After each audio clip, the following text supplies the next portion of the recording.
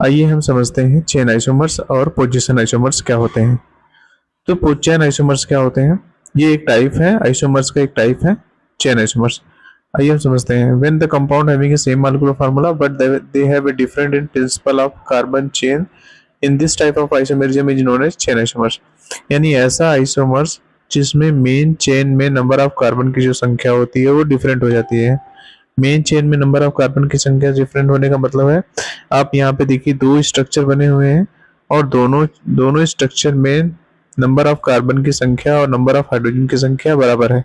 यानी इन दोनों स्ट्रक्चर का सबसे कॉमन पॉइंट ये है कि दोनों का केमिकल फार्मूला और मॉलिक्यूलर फार्मूला जो होगा वो सेम होगा, लेकिन इसके स्ट्रक्चर में डिफरेंस होंगे। जैसे कि ये ब्यूटेन है और ये बन गया 2 मिथाइल प्रोपेन।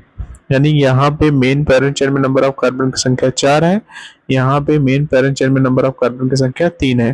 तो ये आइसोमर्स ये एक दूसरे के चेन आइसोमर्स कहलाते हैं। दूसरा है पोजिशनल आइसोमर्स। पोजिशनल आइसोमर्स का डिफिनेशन क्या होता है?